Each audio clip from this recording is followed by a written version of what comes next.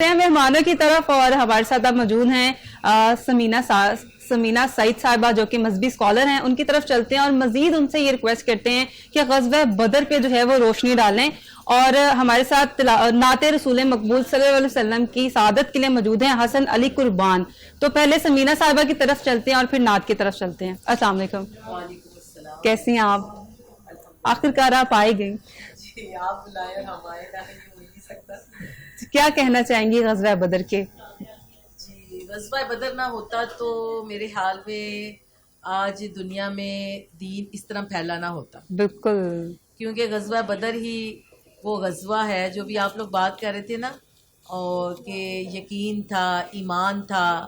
آپ تصور کریں ابھی ہم آج رمضان المبارک کے 70ویں روزے پر پہنچ چکے ہیں اور تھوڑی سی گرمی ہوئی ہے، اور کیسے لوگوں کی جو ایک وہ احتجاج شروع ہو گیا کہ گرمی آ گئی. ہم تو سمجھ رہے تھے کہ روزے ٹھنڈے گزریں گے، ابھی ٹھنڈک رہے گی. تو آپ تصور کریں ذرا بدر کے مقام پر جو مدینہ سے تھوڑے ہی فاصلے پر ہے کہ شدید گرمی تھی اور مارکہ حق و باطل تھا، اور مسلمان جو تھے ان کے پاس نہ وسائل تھے اور ان کے پاس ہتھیار بھی نہیں تھے، اور ان کے پاس اور شدید گرمی کا دن تھا اور روزے سے بھی تھے. اور نبی کریم صلی اللہ علیہ وآلہ وسلم نے جب صف بندی کر لی تو بدر کے مقام نے بدر نے ایک منظر یہ بھی دیکھا کہ آپ اللہ سے دعائیں کر رہے ہیں کہ اللہ اگر آج یہ مٹھی بھر مسلمان ختم ہو گئے تو دنیا میں تیرا نام لینے والا کوئی نہیں رہے گا. تو یہ ہے واقعہ بدر. اور بدر جو ہے نا وہ اصل میں اس کو یوم فرقان کہا ہے قرآن پاک نے، کہ یہ حق اور باطل کو واضح کر دیا اور اس کا فیصلہ کر دیا تھا کہ حق کیا ہے اور باطل کیا ہے. محدود وسائل تھے، اس طرح سے کچھ 313 کا لشکر ہے، وہ 1000 کا ہے، اور نبی پاک صلی اللہ علیہ وسلم کی سرداری چل رہی ہے اور حوصلے صحابہ کرام کے دیکھیں. اس کو اتنی اہمیت کیوں حاصل ہے؟ آخر کیوں اس کو؟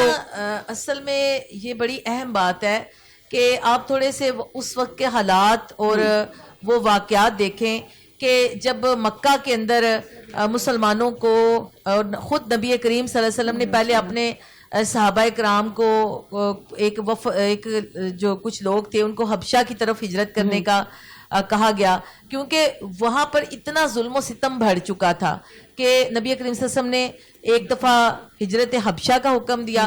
پھر جب آپ صلی اللہ علیہ وسلم کے جو تھا کہ جی ان کو بھی قتل کر دیا جائے گا نعوذ باللہ، اور ان کے اوپر اتنے مکے کے اندر حالات اتنے تنگ کر دیے گئے تھے کہ آپ حضرت ابو بکر صدیق رضی اللہ تعالیٰ عنہ کو لے کر غار سور کے اندر جا کر چھپے، اور حضرت اس اسما بنت ابی بکر جو تھیں وہ حضرت ابو بکر کی صاحبزادی تھی، بہت ینگ سی بچی تھی، وہ ان کو سامان رسد اور ان کو کھانا پینا پہنچا رہی تھی، مکہ کے حالات بتا رہی تھی. اور پھر جب مدینہ پہنچے اور ایک چھوٹی سی اسلامی ریاست قائم کر لی تو آپ دیکھیں کہ باطل کیسے خاموش رہ سکتا تھا. باطل کو وہ ریاست پھلتی پھولتی اچھی نہیں لگ رہی تھی. اور جب مسلمان تھوڑے مضبوط ہونا شروع ہوئے تو نبی کریم صلی اللہ علیہ وسلم نے جو شاہراہ تھی، تجارتی شاہراہ تھی، اس شاہراہ کے اوپر مسلمانوں کا اثر و رسوخ بڑھنا شروع ہوا. تو یہی وہ حالات تھے جن کی وجہ سے غزوہ بدر پیش آیا. اور جب ابو جہل اپنا قافلہ لے کر جو تھا وہ پہنچ بھی گیا واپس تجارتی قافلہ لے کر، لیکن مشرکین مکہ نے کہا کہ مسلمان تو مٹھی بھر سے ہیں اور تھوڑے سے ہیں، ان کے پاس تو کچھ ہے ہی نہیں، کمزور سے ہیں، تو ان کو مزہ چکھا دیا جائے اور ان کو ہمیشہ کے لیے جو ہے خاموش کرا دیا جائے. تو وہ 1000 کا لشکر لے کر بدر کے مقام تک پہنچے. اور ادھر سے نبی کریم صلی اللہ علیہ وسلم نے جب صحابہ کرام سے پوچھا، انصار سے پوچھا، مہاجرین سے پوچھا، تو سب اپنی جانیں قربان کرنے کے لیے تیار ہو گئے.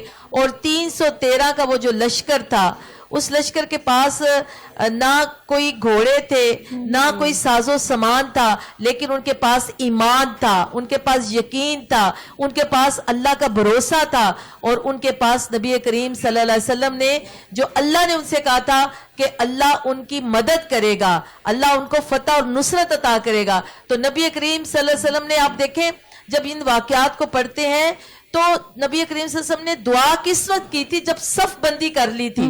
صف بندی کرنے کے بعد اللہ کو گڑ گڑا کر اللہ سے دعائیں کی اور پوری رات بھی مسلمانوں کی دعاؤں میں گزری تھی. اور دوسری طرف جو کفار کے مشرکین مکہ کا جو لشکر تھا وہاں پہ عیش و عشرت چل رہی تھی, وہاں پر ناچ گانا چل رہا تھا. تو یہ فرق جو ہے آج بھی آپ دیکھیں کہ دنیا کے اندر حق اور باطل کے درمیان جب آپ لکیر وہ کھینچیں گے تو یہ فرق آپ کو نظر آئے گا.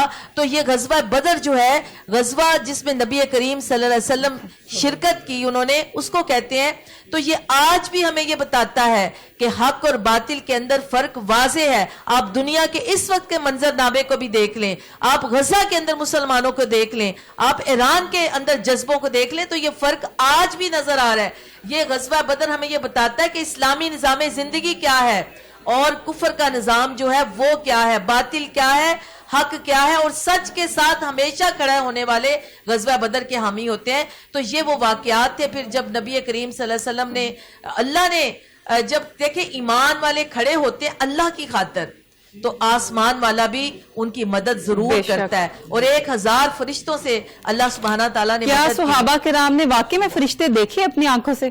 وہ تو بہت سارے ایسے واقعات ہیں, لیکن اس طرح فرشتے آ کے تلواروں سے تو نہیں لڑے تھے, لیکن وہ جیسے ایک ہوتا ہے نا پیچھے آپ کو کہ محسوس ہوتا ہے کہ مائک لگا ہوا ہے تو آپ کو کنٹرول روم والے گائیڈ کر رہے ہیں. تو فرشتے بھی ایسے ہی آ کے اللہ کے ان بندوں کو, صحابہ کرام کو, ان کو ہمت بڑھا رہے تھے. جب آپ تلوار پکڑتے ہیں تو آپ کی تلوار کو مضبوط کر رہے تھے, آپ کے وار کو مضبوط کر رہے تھے, اور کوئی وار خالی نہیں جانے دے رہے تھے.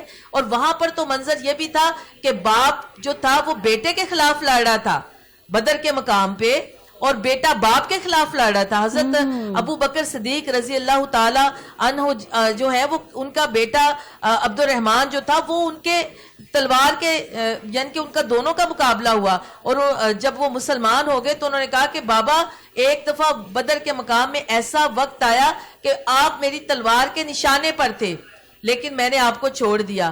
تو حضرت ابو بکر رضی اللہ تعالی عنہ کہتے ہیں کہ اگر تم میری تلوار کے نیچے آتے تو میں تمہیں کبھی بھی نہ چھوڑتا. کیا بات ہے.